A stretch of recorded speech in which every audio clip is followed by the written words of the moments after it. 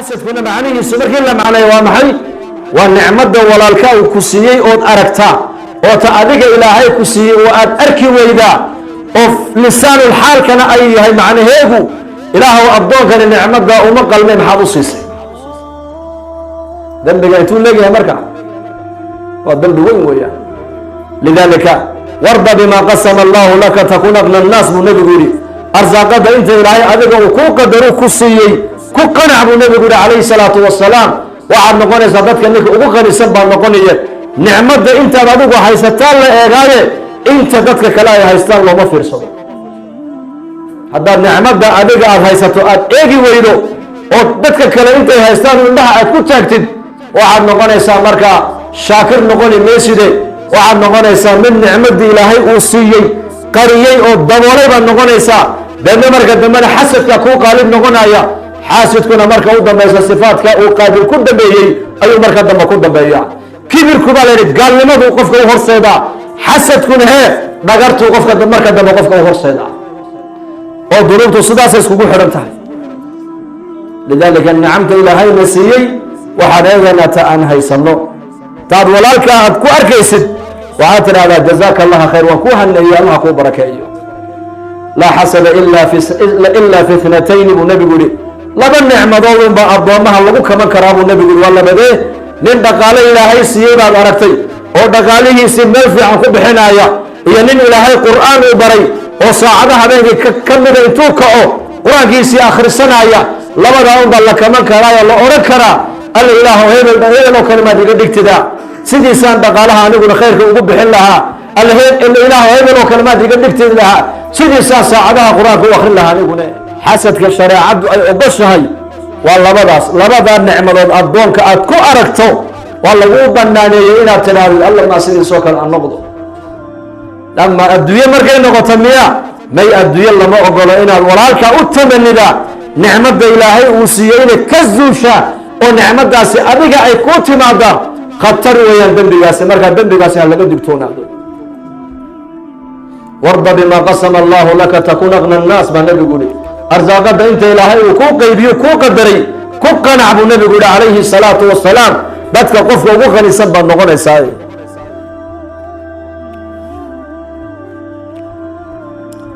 waxsin ilaa jaarika takun muuminan buu nebigu yihi haddaad dooni iimaankaagu dhab inuu noqdo jaarkaaga u ixsaan samey buu rasuulku leeyahay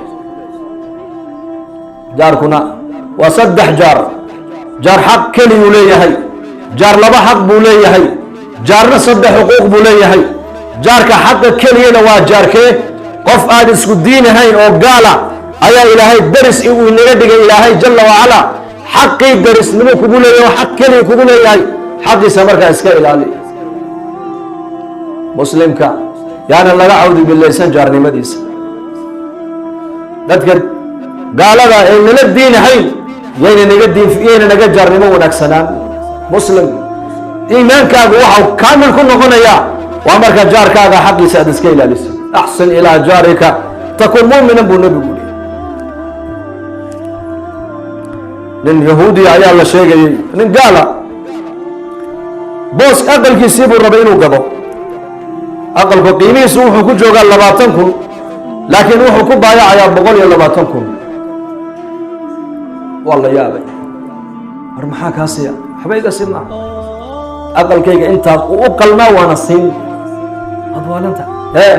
20,000 macquul weeyaan 100ka xaggeed ka dul dhigtaa lagu yidhi waa runtiin 20,000 waa aqalka qiimihiisa laakiin 100,000 waxa weeyaan waa darisnimada dariskayga cidda aniga ila darisay ila jaara jaarnimada aad la jaari doontaan ayaan 100,000 dul dhigtoon ku iibinayaa buu yidhi markaasaa la yidhi waa kuma waa cabdullaahi ibnu mubaarak raxmatullaahi calayh caalimkii jaliilka ahaa ee zaahidka ahaa ayaa ee odhan jiray fadayl binu cayaad buu ku odhan jiray iyo imaam bukhaari wa amhaaluhum buu ku odhan jiray haddaanad inaku adduunka joogin tijaaradba kama shaqeeyeen buu yidhi tijaaradda dhanba waxaan uga shaqaynayaa inaan culammada islaamka aan masaariiftooda iyo biilkooga ku biiliyo buu yidhi anaka tujaarteedba maanta naftooda u shaqaysanayaan ummadda uma shaqaynayaan oo diin uma shaqaynayaan badana laakiin cabdullaahi ibnu mubaarak raxmatullaahi calayh caalim buu ahaa mujaahid buu ahaa zaahid buu ahaa غني بوها هذا نوحا وكليهي لولاك يا فضيل أذيك يرق كل من هذين الدنيا الجوجين تجارة كما بشقيين تجارة دم وحن وبشقيين يا أذيك يرق كل من المحدثين تا علم النووي لينيسا أمة دحالك ورينيسا أيا كذب ولا يا أبو حاجات كوجي سنا وكسونا دبوي عبد الله بن مبارك درس نمدا درس لما هو نيسان أيا كل من يا أبو بقولكم وإلا أقل كذيبيس والله باتكم بوي مسلمكو أكاس مسلمكو وكدرس نمدي سال عقل قد لك أقل هذا مركز الله قدام عليه مسلم كان لك عود باللي استمع إن طبيعتي سال لك فرد معها إن درس نمدي سإله لك مكان كلام معها إلا إذا محافظة صومالي لا تكون وقيلة بدنتها إن لك هي معها صومالي واسكاب البدن هي مويا مو وقتها واسكاب البدن هي عالم كلامك أنت كلام يا مسيحي لا تشاكيا وصومالي لكن خير بانكو شاكينينا إن شاء الله هذا خير بانكو شاكينينا خير بانو مدى قارسينينا أخلاق دو ونكسن بانفيدينينا دقن كي إسلام كي إنم معانا أيانو مدى تصيننا ولا نحي واكا دقن كي إسلام كي كالي دين إسلام من قلوبنا ولادا وخالق الناس بخلق حسن بدك أبو نبي قول ما أورن بدك مسلمين تا مؤمنين تا أخلاق وناس قلوبك من نبي مورن نبي عليه الصلاة والسلام حيري dadka dabeecad wanaagsan kula dhaqmo rasuulku markaa dariskaagu hadduu muslim yahay xaqii darisnimo kugu leeyahay dariskaagu hadduu muslim yahayna laba xaq buu kugu leeyahay xaqii islaamnimo iyo xaqii darisnimo ayuu kugu leeyahay xaqii islaamnimadana uu kugu leeyahay oo muslimka kale waa walaalkii xaqu lmuslimi cala lmuslimi sittun baa nabigu yidhi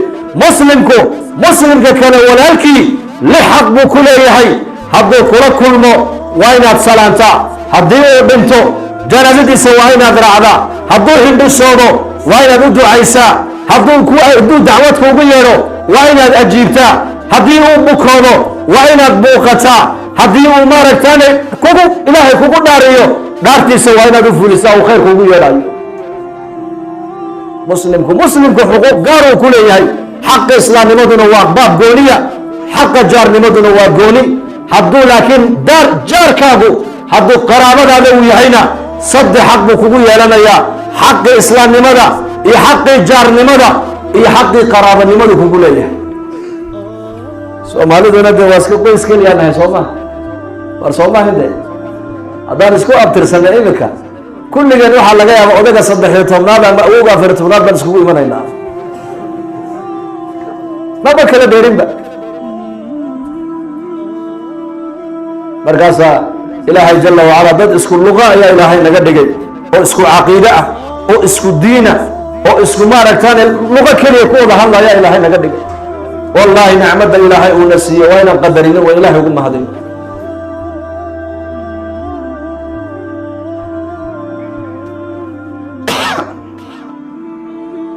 وأحسن إلى جارك تكون مؤمنا بالنبي يقول وحب للناس ما تحب لنفسك تكون مسلما هذا دون إن النقطة مسلم كمن وحن نفت هذا اللجع شعيب النبي يقول ذاتك كلام اللجع له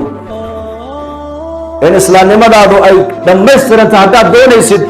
وحن نفت هذا اللجع شعيب ذاتك كلام اللجع له وأنا نفت إذا محل لجع له نبض اللجع له ذاتك النبض لجع له أنا نفت إذا وحن لجع له جنة الله جعلها ذاتك جنة الله جعله أنا نفت إذا وحى الله جعلها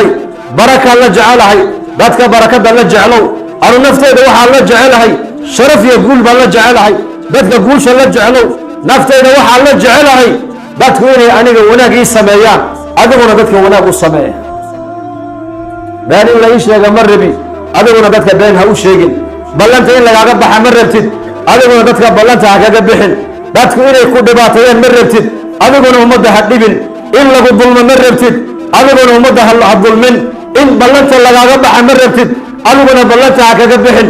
atadruuna man ilmuflis qofka cayda miyaa taqaanaan buu rasuulku yidhi saxaabadu waxay idhaahdeen cayd annaku waxaan u naqaanaa qofka diinaar iyo dirham iyo mataac aan waxba haysan kaasaan cayd u naqaanaa bay saxaabadu yidhahdeen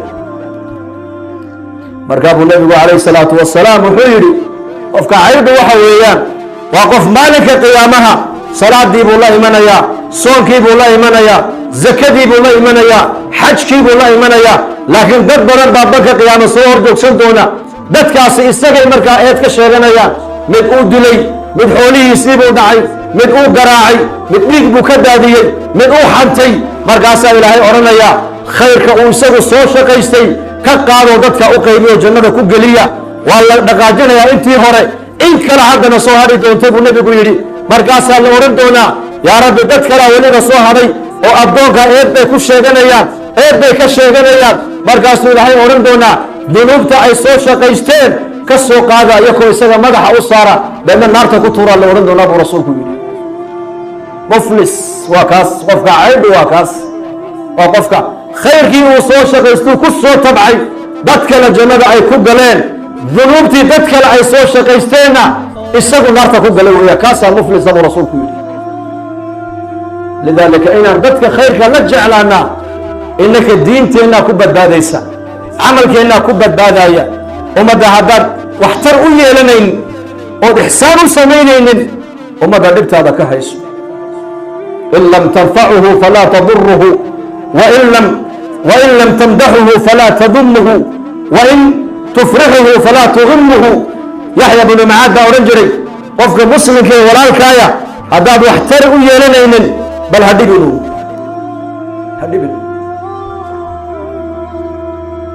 sifaadka dabaqallooca ha yeelan. alcaqrab, sifaat alcaqrab iska ilaali. caqrabka sifadiisa ma taqaanaa? webigiisa soo taagay dhinaca shishe,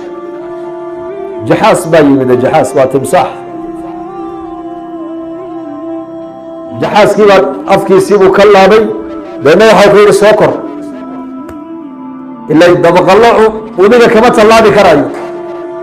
ama jaxaasku berigana uu baxaa, webigana uu ku dhex nool yahay. dushiisii buu fuulay. webigii markuu jaxaaskii markuu webiga bartamihiisa uu marinaya timsaaxii caqrabkii baa qaniinay baa uu ku dhiftay. markaasuu sidaa usoo igu yidhi maanuu webiga kaa tallaabinayda qaniinaysaa buu ka yidhi. markaasuu yidhi sidaa amaahayna si kale ma aqaana buu yidhi anigu. ma cindii ilaa haadaa buu yidhi, wax kale maba hayo buu yidhi. sunkaabaan waddada la fadhiyaa, ciddii soo martaba ka dhaf waan ku dhiftaa, waa shaqadayda buu waana wadiifadayda buu yidhi. marka dadka qaar hadday sidaa noqdaan ka warrama. maqaayadaan hadduu la fadhiista qabyaaladii bolotig, wixii waddankeenu 30 sano ka hor uu ku dumay, hadduu maqaayaddaa kaga sheekaynayo social mediaga geliya ka warrama. halkii la odhan lahaa ilaahow waddankayga nabad nooga dhig, ilaahow madax khayr qabta noo keen, ilaahow amniga noo ziyaadi, ilaahow muslimiinta dalkayga ku nool qulubtooda midee oo taladooda midee oo makriga gaalada inagu socdo ilaahow naga qabo. halkii la odhan lahaa ee ummadda loo ducayn lahaa, hadal ummadda isku dhaweeyana aad ku hadli lahayd, haddaad maqaayaddaa la fadhiisatid ka waran. ree hebel maanta waa inay madaxtinimada u soo baxaan. waa caqrab, hada sifaat lcaqrab. nafci waa inaad yeelataan, nafci ummadda anfac. dabeecadda shinnida yeelo, dabeecadda doofaarka ha yeelan. shinnida dabeecaddeedu waa nuuce? geedka ma eegto, geedka meel kale kama fadhiisato, geedka meesha ugu qurux badan bay shinnidu ka dul fadhiisataa, ubaxa. caloosheedana wuxuu ilaahay ka soo saaraa malab la yidhi fiihi shifaaun linnaas. malabkana ayaa jecel, dadkao dhan baa jecel.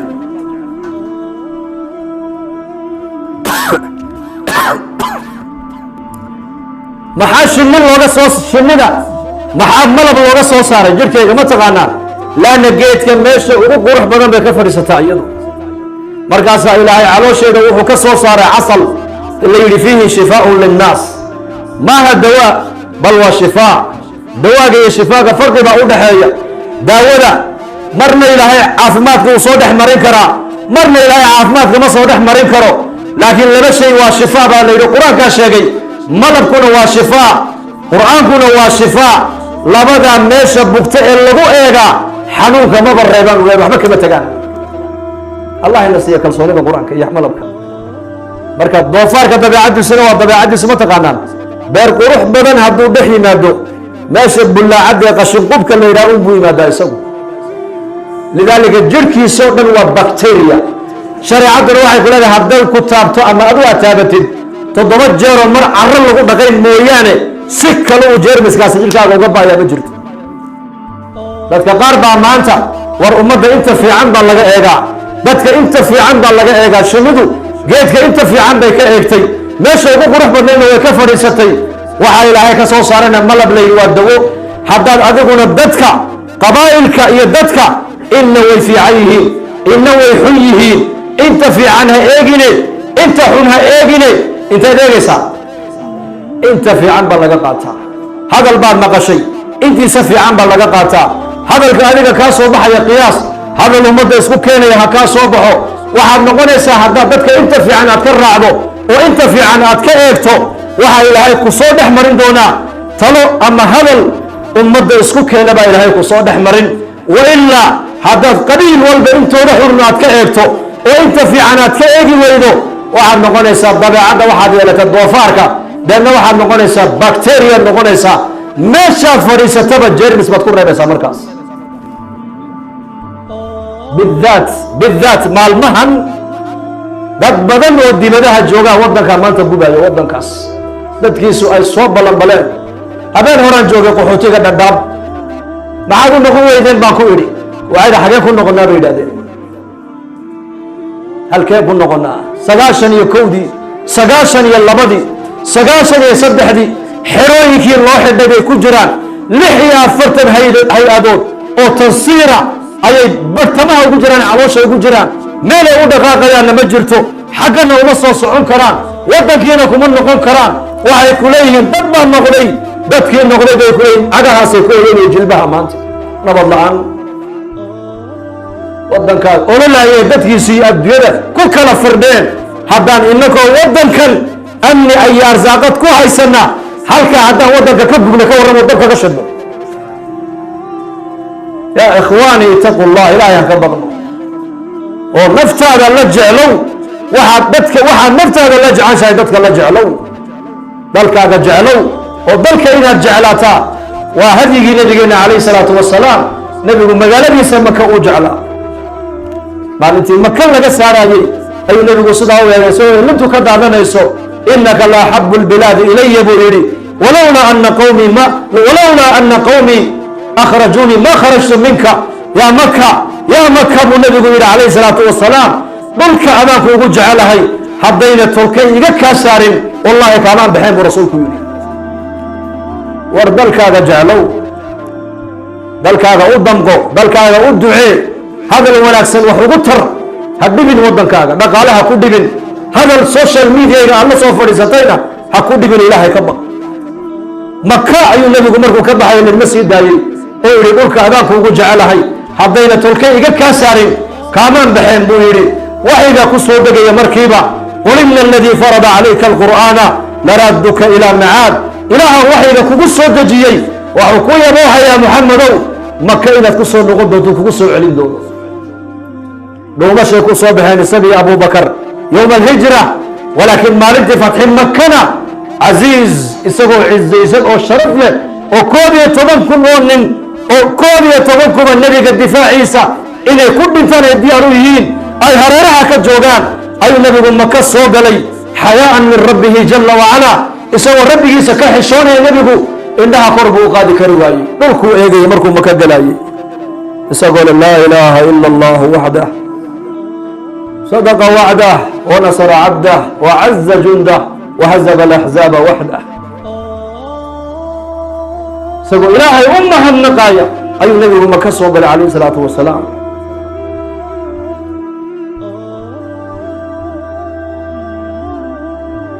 dalkeeni nabad allah inooga dhigo dadkeena inaga maqan iyagoo nabad allah inoo soo celiyo kuwa maslaxadda diinta wixii diinta u dana ee dalkaaga u dana ee diintaada u dana ee dadkaaga u dana kuwa ka shaqeeyana allah inaga dhigo ikhwaani walaalayaal ilaahay diintan islaamku ina siiyey diinteena aan qabsanno oo aan ka shaqayno waa kulli banana adduunkan iyo aakhiro dadka waa laga shaqeeyaa dadka maanta gaalaa ka shaqaysay gaalaa daday samaysteen baa madaxa ayay madax kaaga dhigeen ee madax kuu saareen waa dhiga ka kicina war dadka aan ka shaqaynayna kuna inta doona hay naga qaadato 100 sano hay naga qaadato saas baan ka bilaabaynaa hoostaan ka bilaabaynaa natiijana kuma xisaabtamayno وإما نرينك بعد الذي نعدهم أو نتوفينك فإنما عليك البلاغ وعلينا الحساب نبي الله محمد عليه الصلاة والسلام ربك كلها وإما نرينك وحلق يابا وحيابه أن كون يبوهني يكون بلنك أن يقارك إذا كنت تصنود إنها كو أرقتو وإنها كو قبوبان وكو فرحبو مواعيدنا كون بلنك أنينا قارك وحلق يابا مركان كو أفصلنو inaan soo saarno or muujinno adiga korkaaga waxaa saaran baa nabiga lagu yidhi inaad dadka diinta gaarsiisaa dadka inaad dhistaa oo risaalada ku dhistaa oo qur-aanka ummadda aad ku dhistaa oo akhlaaqda wanaagsan ummadda aad ku dhistaa dadka inaad dhistaa oo diin ku dhistaa waa shaqadaada weeyaan xisaabtana annaka shaqadeeda weeyaan baa ilaahay yidhi natiijada ayaa baahirinaya waa natiijada ayaa keena ilaahay baa keena ninka beero qodaalka laba shay baa laga rabaa ninka beero qodaalka dhulkana inuu diyaariyo bidirkana dhulka inuu geliyo u aaso bas roobka ka keenaya waa ilaahay ka soo saarayana waa ilaahay sidaasoo kale weeyaan innaka waxaa laynaga rabaa dadka inaan ka shaqayno siday hagaagi lahaayeen dadka maxaa hagaajinaya dadka diin baa hagaajinaysa dadka iimaanka laga dhisaa dadka akhlaaqda inaan ka dhisnaan u baahannahay muslimka in laga dhaadhiciyo guushaada iyo liibaantaada iyo horumarkaagu meel kale ma yaalle رجوع إلى الكتاب والسنة إلهي أصنقه سنة نبينا أصنقه الدنيا الآخرة والميدان حتى ذلك أن قادنه إنت دورها إنك قادته نتيجة إنك ويانا الأركنة وعلى غيابا دشان دشودو إلى لكل مدونان بدونا أكسنوا دينكم حكومة يبالكودا بدونا أكسنوا دين اسكو جعل بدونا أكسنوا عز بأصر نغضي بدونا أكسنوا دين تقيمين أيا الله غيابا دشودو إلى أركان لكن هذا كشغير وين أنت ما أنت دينته واحد بيعك ارتبطنا كوا إنك ما أنت إن قال واحد لا نعمر والبا أنا قاعد هاي يقفعنا وصنوع المسلم يدل هذا ده والبا هذا ورثته هورن والدته ما قاري كريم ضب أيات دم بس غير رسول الله ضب ما قاري كريم أبا يا شو نقفعنا يد والرب وين نقدم نقفعنا يد لكن كوا إنك ما أنت نغير ير أما كوا إنك دلنا يكور مصدق سعدان ومدح قصة الله بس مدح معناه هو معي حتى عقلك وكم السعدان شرعك إسكتا عقلك إني يدا منكم السعدان ما أنت وردنا بما دون كان قصة بيرنه سابرت الدين تاكش قيمة إن شاء الله هذا